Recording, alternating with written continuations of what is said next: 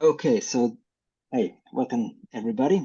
This is the Economic Space TV Season 1, Episode 6, Jonathan. And tonight, or Dick's early morning, we're going to talk about the Chapter 5 of the Protocols for Post-Capitalist Expression, coming out now from minor compositions this spring. We've just finalized the approvals and the it's looking good. So chapter 5, which is stake, the key to value. And I was thinking about it. I was just going through the narrative or the dramaturgy of the book a little bit, and kind of this is now we are like this is like in the culmination point. It's really starting to open up the thesis of the book in this chapter, and so we've gone through the kind of the market, the price, kind of how we're moving. We want to move from this one signal, one dominant data point for decision making into multiple indices, and opening that for all the network participants to start like creating these indices. That's the chapter on markets. Chapter 2. Then we move towards the markets, like market as this naturalized platform. From there we move into understanding market as a space of exchange and a space of communication, a communication network. Then was this chapter 4, which was like how we expanded or exploded the concept of production into performance. And then now we're moving into the next important word of the grammar, investing or staking.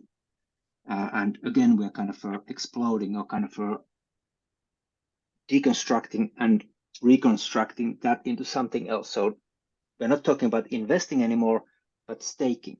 Not anymore about equity, but stake.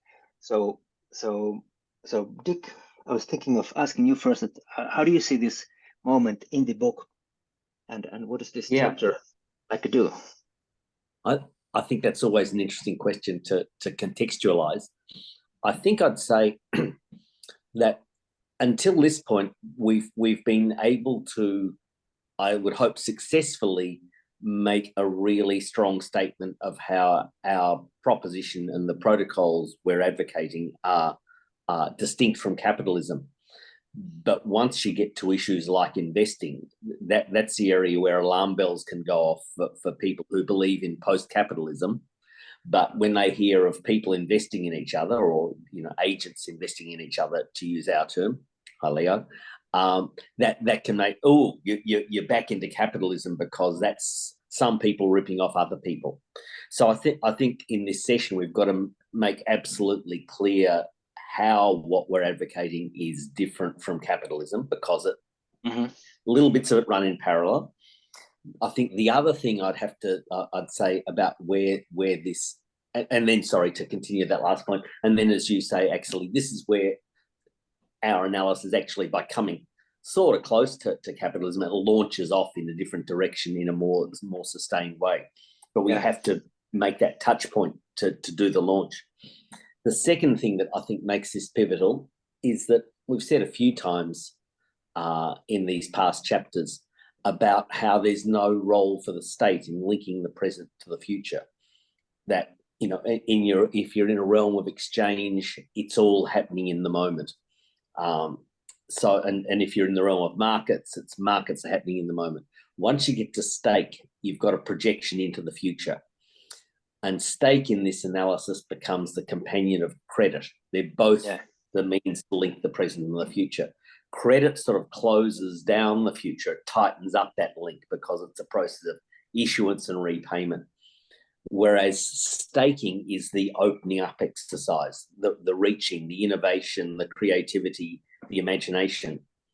And that's that way of reaching into the future by, if you like, placing bets on what you would like to happen.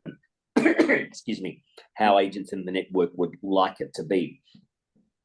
and that leads to the central point, I think, is that here is where we build our propositions about value that can be alternative to capitalist notions of value, because it's through the staking market. It's not the output market where a lot of these of economics focuses. It's through the staking market that we make this proposition about value. And that enables us to say, as one final point, an issue that was really important for us in earlier chapters was or is the issue that we want to imagine an economy where some outputs will have no price, outputs for the commons, and that just blows the mind of theories of value, because if the output's not settling, and if the output is not somehow being validated in a marketplace, you say, but it can't be counted. Yeah. But when we go to the market for stake, instead, we say, what is the propensity of this network to produce these outputs, not how do we value the outputs individually? That's where we can open up a concept of value that is different, that is about propensity to create, rather than a retrospective exercise of saying that output's worth that value and that one's worth that value, and etc. So I think as opening comments, that's how I would confirm your proposition that this is really a launch point for the rest of the analysis. Yeah, great. Hey, thanks, Dick. Yes, and it is, and we'll get back to it also, that I was just thinking when you said that it is in fact also the moment which it starts to open that how we can sidestep money in the way that the dividends work. But before getting like into the details, I'll ask Jorge, you also, like from the protocol perspective, or like what is stake? What is stake, and what does it do? Yeah, one thing that I would, before I answer that question, add to what Dick just said, which is implicit, of course, but I think it needs to be made explicit, is in that both stake and credit are linking to the future. The difference is that stake is a different risk profile, right? The word risk, I think I was waiting for it. And it is in that the stake usually is reaching out towards an unknown future, that is implied in what Dick was saying about innovation, imagination, and all of that, creativity. And credit is utilized basically for known futures in which the only thing you're just bridging is a time gap in the productive process, and there's no sort of like a speculative aspect associated to it. So and from the protocol perspective, and please Dick, correct me if I'm wrong, feel free to expand, because I think it's really interesting, in the distinction of how we see that we bridge to the future differently, and why is it that stake is a store of value in this economic system, and not credits, or not like what in our system we deem as money. But as a stake, what I find the most interesting aspect is its distribution capacities, because stake is it's equity-like, in the sense that it's like generalized equity, generalized in a sense. Yeah. It's like a more general form than what we understand right now as equity, but it does represent still it is a exposure. It's owning an exposure to the productivity, to the underlying, whether it's static or dynamic, of an economic space, existing wealth or wealth creation processes. So in being that, it distributes. One of the capacities is the capacity to distribute the outputs of an economic process. And importantly, it does so without going through the market. Yeah. So it can distribute directly. And I love to Dick also to expand on what's the importance of being able to sidestep the market in order to distribute the value created by the economic process, and most importantly, not converting it into credits. That Money, means it yeah. can be distributed directly for as long as the productivity can be tokenized. That means it can be made a bundle of rights that can be divided, because that's how you make dividends, right? It's the divisibility of the token what it allows it to be divided. So in a way, stake can be seen like a communication interface, and it's what flows as a economic information is value, right? On one hand, there's inputs, on the other one is outputs, and when you do mutual staking or mutual stakeholding, as we refer to, we're effectively creating a bidirectional link for value flow, and this is how why is it that we equate value distribution with communication? So that's what I can say to in protocol wise. Jonathan, do you want to take on from the media or the communication aspect from there, or any other thoughts? Well, I guess what I'm inspired to say in the moment is the role of what we think of as subjectivity and intersubjectivity, and the way it's sort of future leaning and also other inclined. And I mean, the thing to me that's interesting about the staking process that we've been discussing and the kind of bilateral dimensions of it, where stake is exchanged for stake, means that it's a bet, as Dick said, but it's also in the Gramscian sense a prediction, which is to say, I mean, and Gramsci famously said that every prediction is in fact a program, right? Acknowledging sort of the subjective reality-making dimension of positing a future, because you don't just have a neutral field and then sort of objectively comment on what it is. When you sort of put your idea into that world and predict something, you're actually helping to make it real. You may not be successful, but you're giving some of your subjectivity. You're actually producing an alternative to the future that would be there without you, without your comment.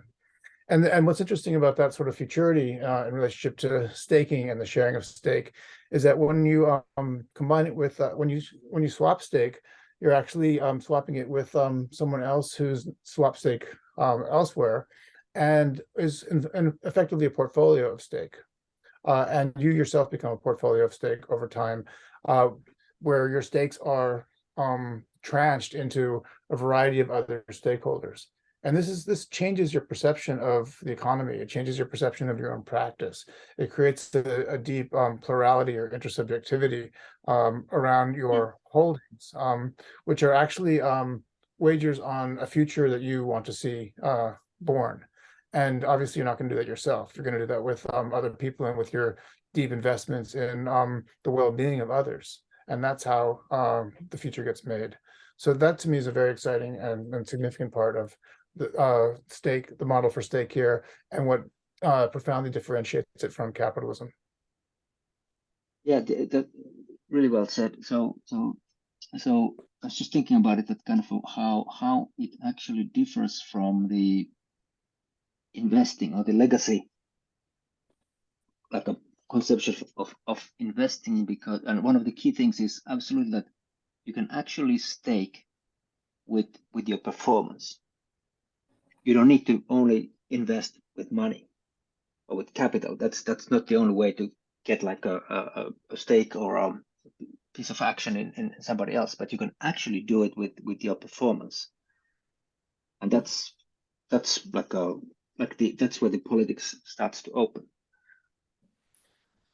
Actually, maybe at this stage we should put on the record what's meant by mutual staking and why the mutuality or reciprocalness of staking is. Yes.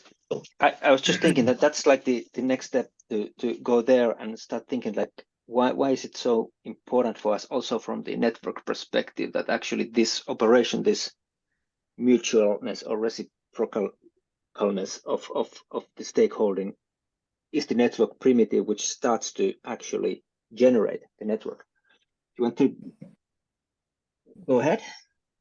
Well, I think we could all say something useful here, because our different backgrounds will give us slightly different emphasis, and they've already shown through a little bit. But going back, I guess, to where I started about where we get close to capitalism, but sort of then spiral away from capitalism. This is the spiraling point, really, because when you say in a network that the premise is that the only way to invest in another agent is by taking on stake in yourself, the first thing it signals is you don't have a wad of money with which to invest, because a wad of money is the key to investing, is the formula for wealthy people getting wealthier and poorer people getting poorer. Yeah. So the idea that to expand your portfolio of wealth holding, which, and I should just say parenthetically, you would have an incentive to do because it's risk diversification, to pick up the term Jorge was looking for, and it's also by holding the portfolio that John mentioned. That's your collateral for credit, and we shouldn't get into credit, at this stage, because it happens in a later next episode. Chapter. Yes. Yeah, but we need to signal that credit and stake are two versions of the same thing, not just conceptually, but also in accounting terms, value terms, etc. So anyway, I'm getting lost in this sentence. So the importance of mutual staking is it's not about wealthy getting wealthier and others holding no stake. If you want to acquire stake in others, then you must relinquish some stake in yourself. Gives this network a locked in, it buttresses the network as a single entity, because everyone finishes up holding some degree of stake, either directly or transitively, some degree of stake in effectively every other agent in the network. And that creates a whole different culture, because gain and the idea of investing and seeking a return changes when you are benefiting significantly from, benefiting or losing significantly from the success of other performances as well as from your own. It's the foundation of any collectivist sentiment in the network, and ultimately it's going to be the foundation of a commons, which also is a chapter that we're going to come to. But the idea of mutuality in staking gives a sociality to the process of investing. It pulls it right away from being an individually competitive process. And I'll stop there for a second to see what John and Jorge say. Yeah, so I was, Jorge, like we were writing about this in the magic gifts of the economic space protocol too, like really like emphasizing or bringing like to the fore that actually it's like a new kind of economic relationship. Yeah.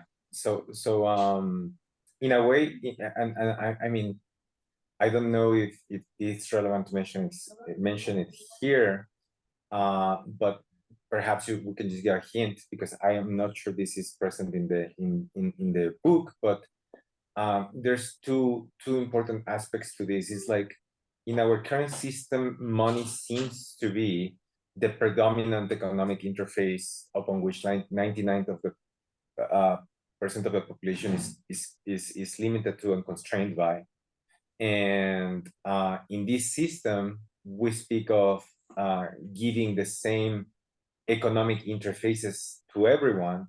The primary economic interface in this case is stake.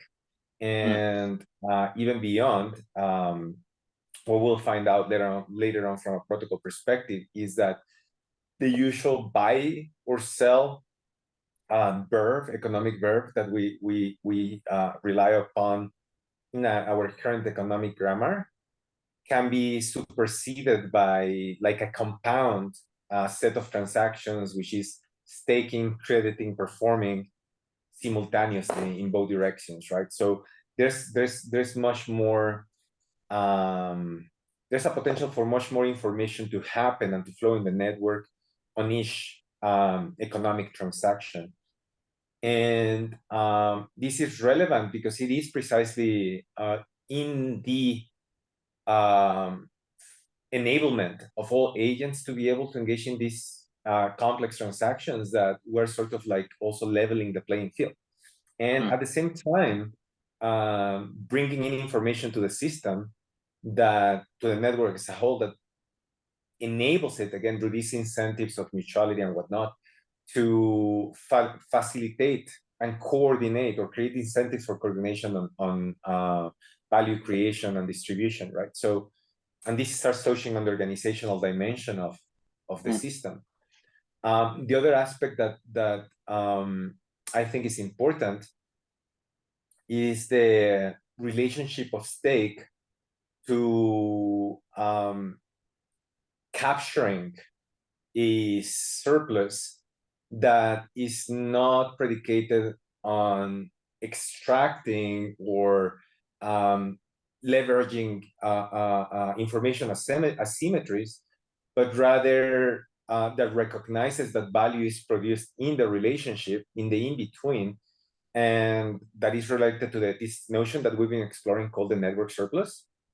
That's another thing that I don't think we mentioned in the book, but it is in the Magic Gifts, which is the interoperability surplus. It is the wealth, the extra wealth that is attributed not only to the economic activity of any one agent, but of the network as a whole, right? Means that of the relationship, the fact that they could transact to each other.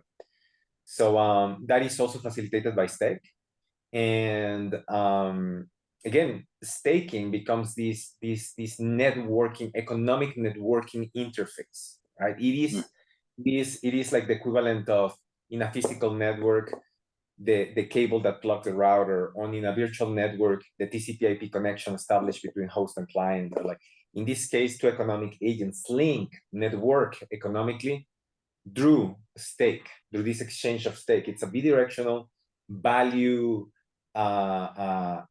communication link, and one that, as Dick was mentioning, is transitive, right? So if one agent is connected to another, and that is to another, transitively, like in the internet, value can flow in the network without everyone being connected to everyone, or connected by a central party, central agent. So it brings, again, the distributed nature of the network. Stake, being a distributed networking primitive, enables that sociality, that distribution. Therefore, in different discourse, that sociality that Dick refers to,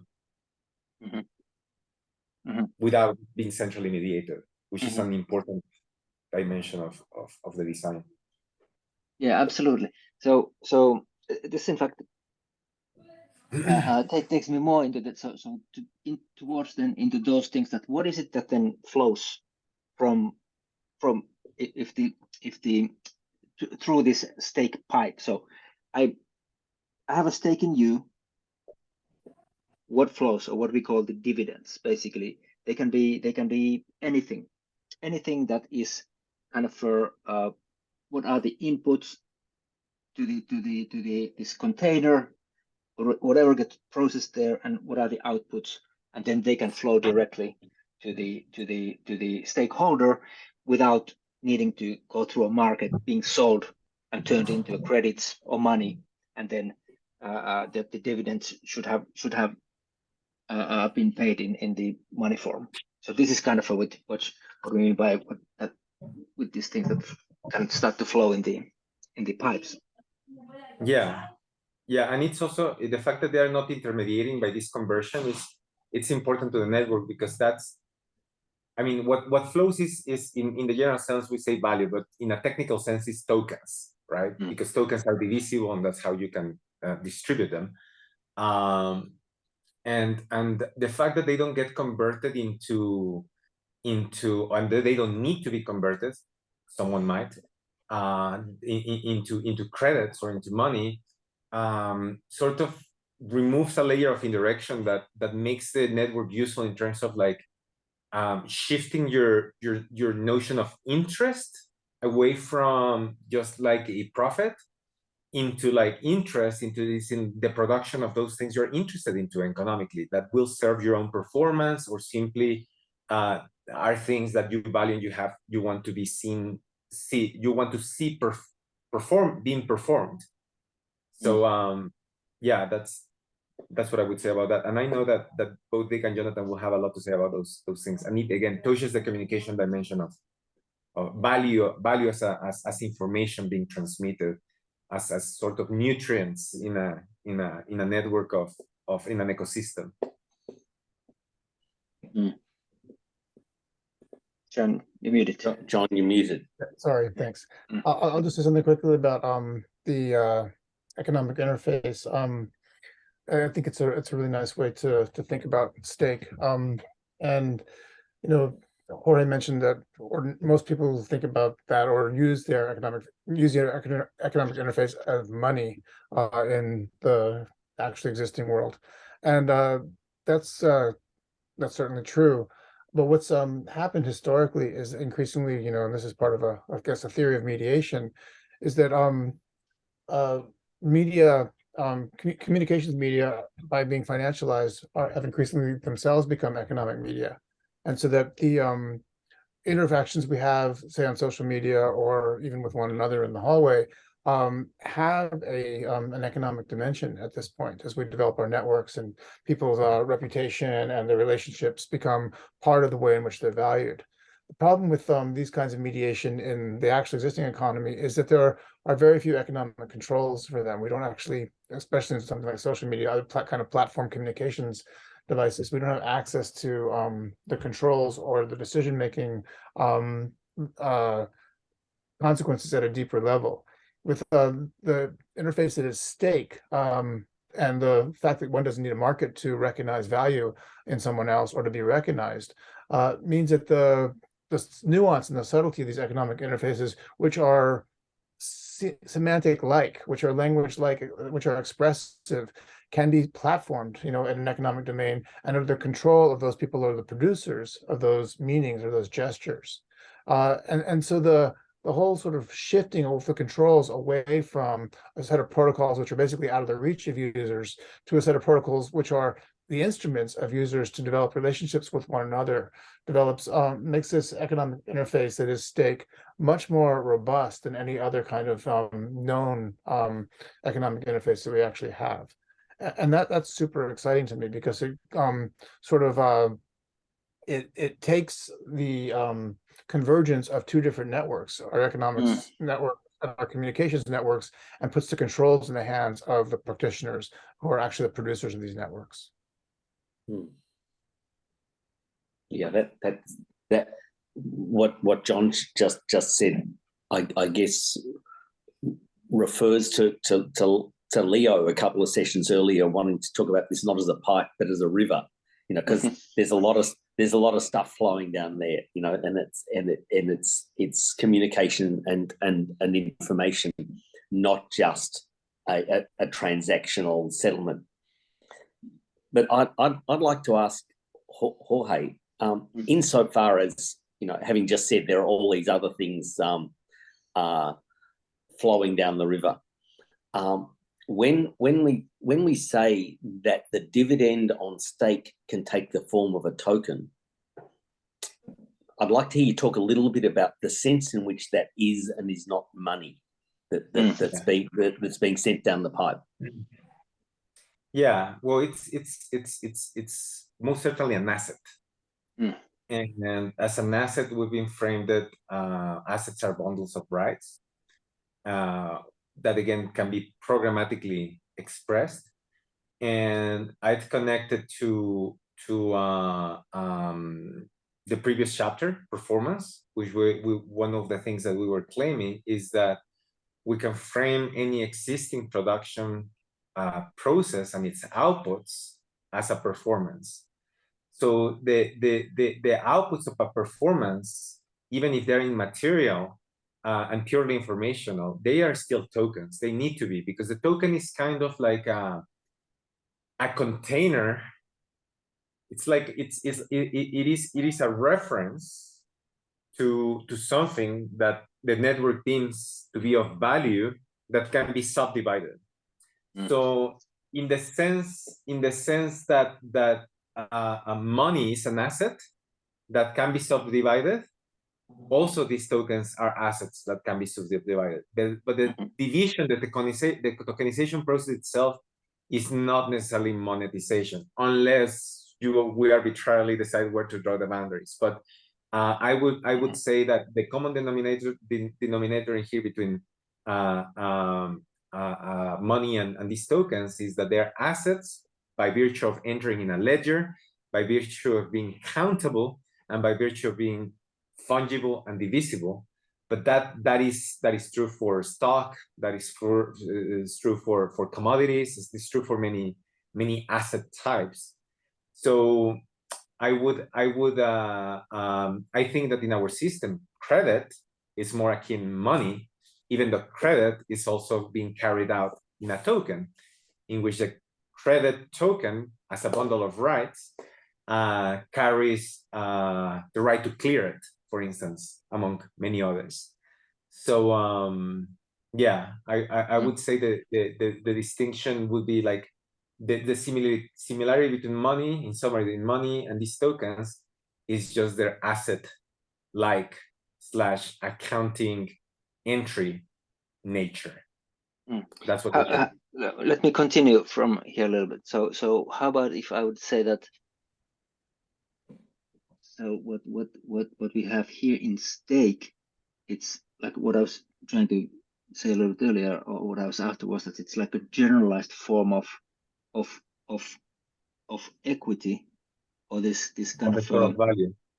Oh yeah, exactly. But it also has this. It also has this dividend capacity, which it reutilizes in a sense that it can dividend creation capacity, which is used to create this economic connectivity.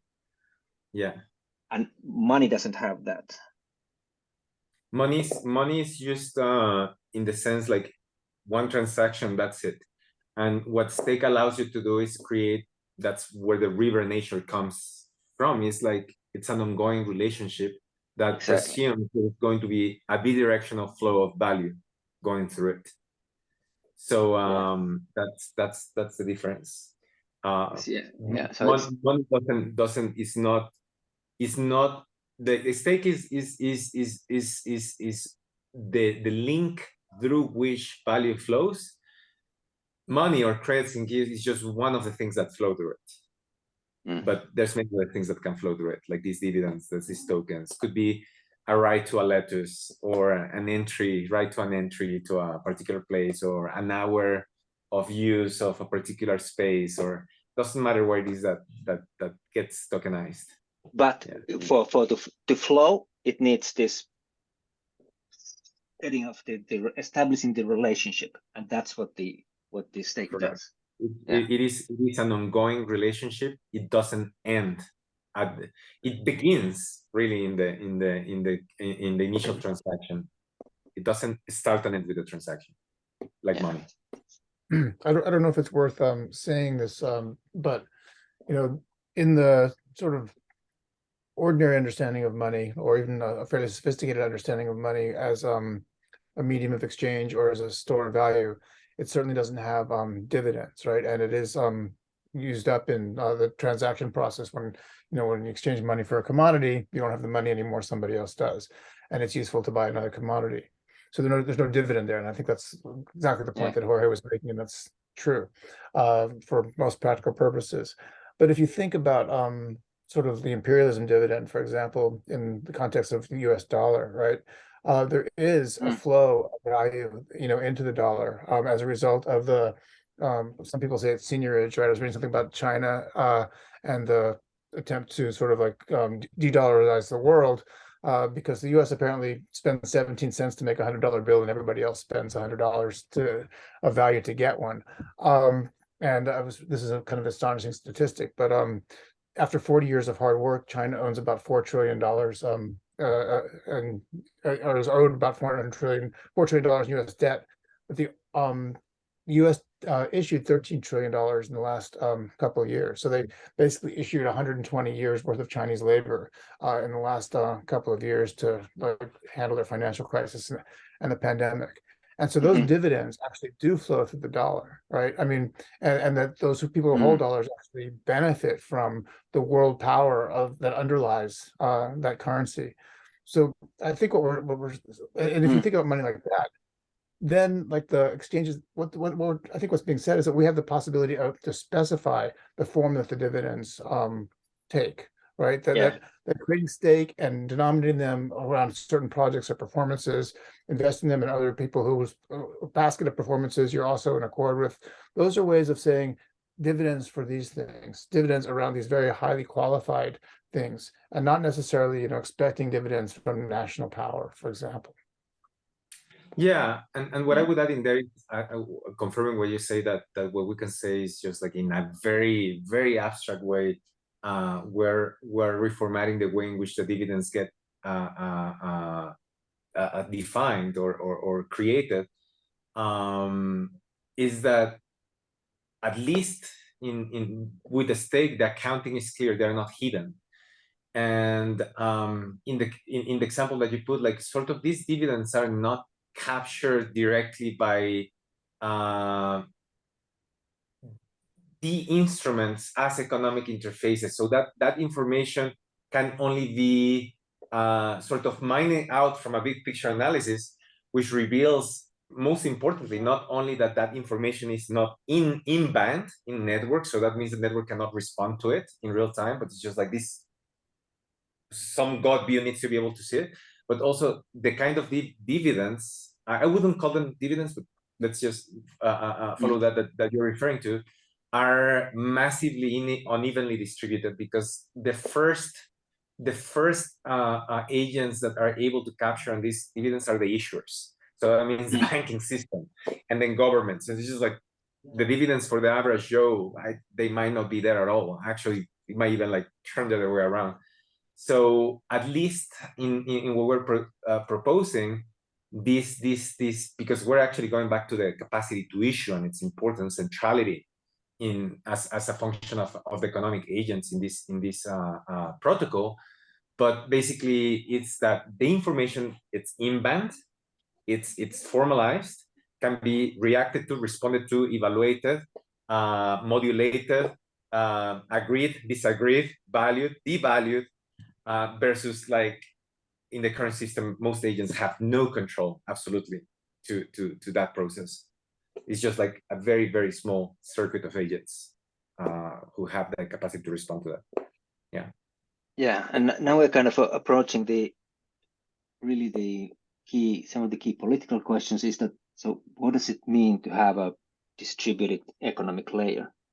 That we can say that there's a distributed stake protocol, that this power that you were saying, well, I mean, that it's distributed. I would come at it from an scalability perspective, both network-wise but economically.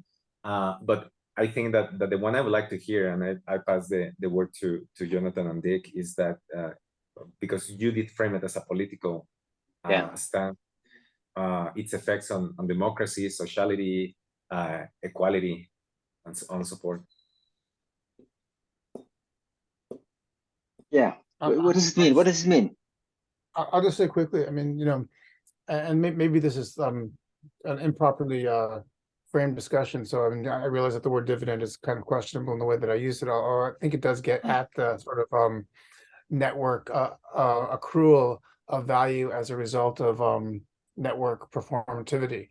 And with the nation state, I think that's kind of clear. That's what the imperialist dividend means, right?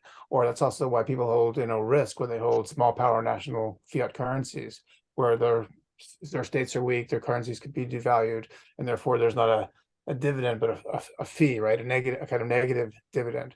But the politics, I think, of the distributed economic system in which one can share stake in the way we were describing and create these kinds of intersubjective forms of risk, which actually transform subjectivity and the kinds of interests and returns that people might imagine, is that the platform as a whole also can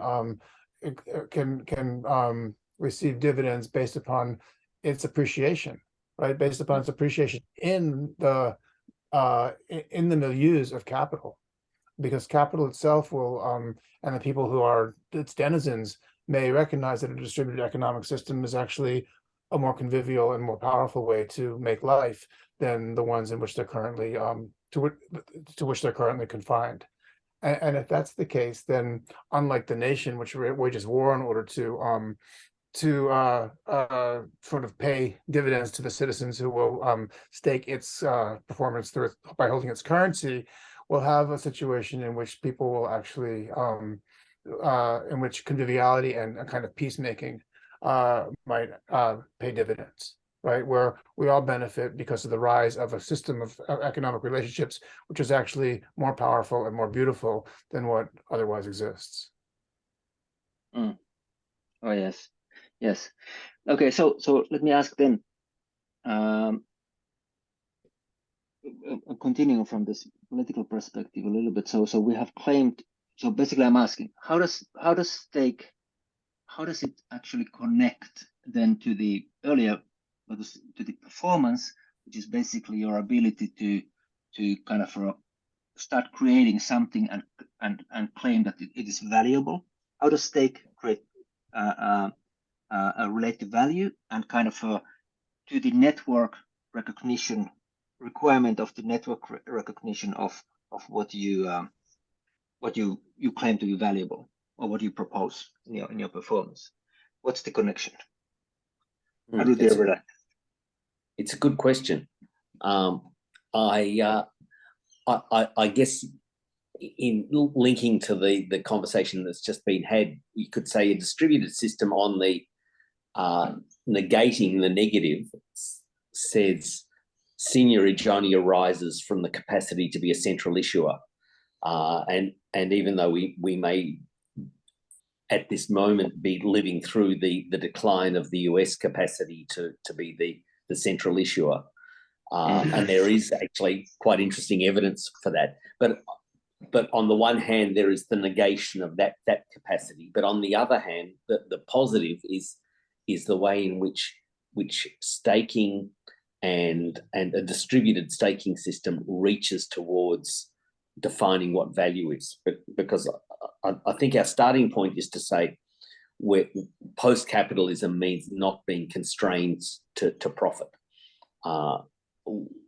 We should always hold open the possibility that particular individual agents can pursue profits if they like, but the network is going to value them and evaluate them on the basis of their choice to pursue profits. But so what's important is if you start with a network where there is no predetermined notion of the metrics of value, it's not like saying everyone's reaching to profit, and then we put around the edges of it these little exceptions of philanthropy and state subsidy, et cetera, et cetera. So if we're saying, no, we want to put right at the centre a concept of what value is that is not profit linked, but we can't pre-specify what it is because in a distributed system, it's up to the network to define that. And we're also saying we're not wanting to value stuff at the level of output. We're wanting to value stuff at the level of propensity of agents in the network to stake the creation of particular outputs. Then there's going to be a close link between what agents in the network choose to stake and what constitutes value. And part of really what we've had to explain in this chapter, but it spills over past this chapter, is what would be the sort of mechanics of saying what you stake not only is you as a producer, as a performer, reaching to have what you do recognized as value creating, but in the process of everyone doing that, they are simultaneously defining what value is. So maybe if you haven't read the chapter, the simplest analogy might be to say that in economics 101, there's a distinction drawn between consumer choice and consumer sovereignty. And consumer choice means you go into a shop and you say A or nay to what you buy. Consumer sovereignty is the idea that over time and in the big picture, what people buy will determine what gets produced. Because if you're seeking profits, you want to produce stuff that people want to buy. So there's a feedback mechanism. We're sort of invoking something a bit similar here to say that agents in this network will want to produce that which creates value, but by aspiring to create value in a system that hasn't predefined value, there is a simultaneous process of the network determining what constitutes value, what will be recognized by the network. And what I think gives this a real political edge is that we're not just pulling out profit and dropping in some other goal metric, but we're saying there is a politics to value, that, and this can change. What the network constitutes to be value can and should be evolving over time. And what we're building here is a market mechanism to keep on defining, or to define and keep on redefining the social, so that it could be said that as historic awareness of what's important in the world changes, then our concept of how we measure can change as well as what we measure. And I think that's, in a sense, a really deep politics that is embedded in the economics and the protocol design of that economics. Yeah. Yeah, exactly. Really well put.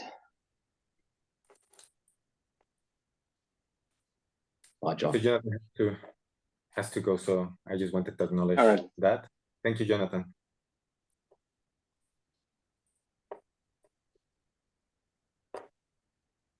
Yeah. So the question in here, another interesting term that is thrown around a lot in the crypto economics discourse is governance. And what we're referring to the capacity of the network to define its value, what's valuable, and also therefore what it performs.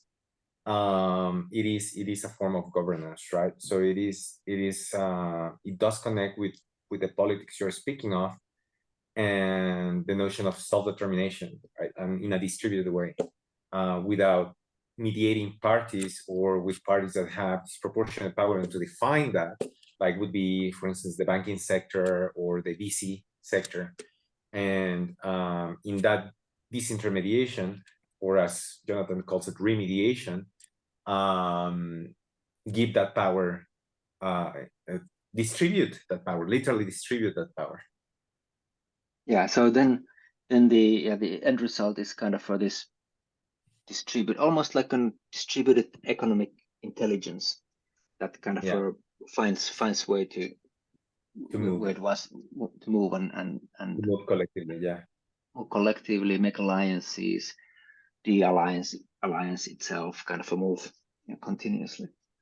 And in a way that it acknowledges itself as a whole, which is, again, the mutuality embedded in the state, right? It's not like it is, although competition will still occur, it will be very clear that the preferred choice is not a zero-sum game framing, but a positive sum game. And that's also what stake enables. One of the things that are mentioned in relation to stake in the 12 GIFs is this like non-zero sum economic gameplay, right? In which that does recognize again that value is created in the in-between, and that can be captured. Yeah. Hey, Dick, one thing I was just looking at the chapter that did we cover all the aspects, and I think we pretty well did. Do you have something in mind? Otherwise, the appendices both were quite interesting, I think, also. And there was about the surplus in the end, and Brian's book on the revaluating value, and kind of how we differ, perhaps what the kind of a position is similar but different too. Okay, so let me say just a little bit about each appendix. I think, as you're signaling, the second one turns out to be more interesting. The first one, though, has to block a certain line of critique that we've heard over the last couple of years, where we're talking about mutual staking, or reciprocal staking, I think is the word we're really using as a more, in a sense, a more technical, which is signaling dum dum, rather than the economists want to say, what you're talking about sounds like, without a predefined notion of value, sounds like something that Keynes described in a beauty contest as his little analogy to talk about how the stock market is all about speculation. I'm not going to run through the beauty contest analogy here, but it's quite cute and quite clever, but on Keynes's part. But the point it gets to is this notion that buying and selling stake according to what you think creates value becomes a guessing game about what other people think creates value. That would be the concern. We haven't pre-specified value. The network is going to determine value. So what am I going to produce? I'm going to produce not something that I believe in, but something that I think other people believe in, or even worse, other people think other people believe in. So you start doing that guessing game, and that appendix is really about saying why that analogy doesn't apply. And the simple answer as to why it doesn't apply is that in that speculative stock market model, the price will out. That the stock market works in the sense that it reaches the price and the price goes up and down. And all people are doing in Keynes' speculative version is trying to have a bet on where they think things are going. Whereas I think what we're talking about is a much more organic process of people actually determining the outcome, not guessing the outcome, and having an awareness that they're mutually determining the outcome. But I'll have to leave it to people to read that appendix to get the layers of the refutation of any parallel. The next one, I think, it starts off being about surplus that Jorge mentioned earlier. But I think where it gets interesting as we're moving towards, a bit towards the end of our session, is it sort of takes on the idea of, can you measure stuff? And if we want to have a social, political, cultural, aesthetic conception of what value is, and we want to say this lifts us above simple price quantification, do we not hit the challenge that stake is a quantification? Yeah. So we've done the pact with the devil that we've gone into quantifying, and these things that are sort of quantifiable. Yeah, that's right. And the response there is to say, I think basically we get that about things being non-quantifiable, but we want to think of staking something as being a derivative exposure to it. Exactly. And derivatives are things that you can measure, and it gives you a measurement handle on something that may be non-measurable. And I guess the simplest illustration that I could think of, that I think is in this appendix, is to say there is in around the world now, but it started in the US 20 years ago, 25 years ago, there's a weather derivative market, and you can place bets on the temperature or frosts. And these are quite rational, because if you're an energy producer or you're a fruit producer or something, you need to have a hedge against extreme weather events. So this is an insurance system where you don't buy insurance contracts per se, you buy a bet on whether there's going to be a certain number of days over a certain degree or a certain quantity of frosts. So you can own a derivative, and you can price an exposure to frosts, an exposure to temperature, but you can't own temperature and you can't own frosts. So, and we're not claiming to say, we've got the formula for measuring for pricing temperature or for pricing frosts. No, stake in our analysis is pricing an exposure to something that may be unmeasurable itself, but you can get a precise spread in the change of two things that are unownable and in a sense ultimately unmeasurable. You can still get a derivative position that prices a spread on their change. Now, it doesn't perfectly nail the whole thing. So we're not claiming to capture the whole of the unmeasurable virtue of creativity. And it would be stupid to try. But we're saying through stake, you can get expressions of the intensity of people's preparedness to say, I want to support the creation of this thing, which I acknowledge is itself unmeasurable. So it becomes not, I think we might have called it at one level sort of a tricky way of avoiding the unmeasurable. But Yes. it's a fairly standard financial device of using derivatives to capture attributes of things without claiming to describe the whole thing itself. So is it perfect as the description of the unmeasurable? No. Is it practical and practicable, and does it give us enough resolution on those things? Our claim is yes, it does. Yeah, I think it kind of and that appendix kind of rounds up really nicely the skeleton of the stake and staking, mutual stakeholding, reciprocal stakeholding that the chapter opens up. Now, before ending up, what happens next in the book? What are we going to talk about next time? It's the chapter on credit. I think it's the commons. Oh, that's right. That's the commons. Yeah. So just a teaser about that chapter, and then we'll round up and start taking the other people in. Okay. The teaser is that if you have reciprocal staking, and transitively, if not directly, as Jorge was saying, everyone has an interest in everyone else's performance, in everyone else's success, in everyone else's flows down the pipe, then it looks like there is some mechanism here to create a collective interest, but we're doing it through the back door.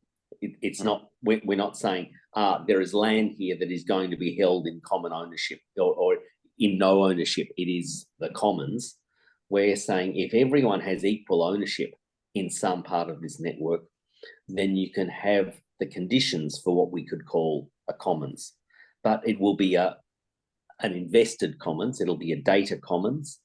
But if we design, if we define these notions of value that we've been talking about over the last 45 minutes, if we've defined them well enough, then we can have mechanisms where agents can produce output that is available to the commons, for collective consumption, but it still gets declared as value. When I say still, in comparison with a capitalist economy, where if you produce something for public consumption and it's free, there's no way you can get value declared for it. You have to go after state grants. But we're saying, no, we want to be able to declare this as value creation. And I think in this chapter, we've set up the conditions where you can create value in the process of producing for the commons. So that's the teaser for next time. Perfect. Hey, thanks a lot, Dick and Jorge. Next time on that.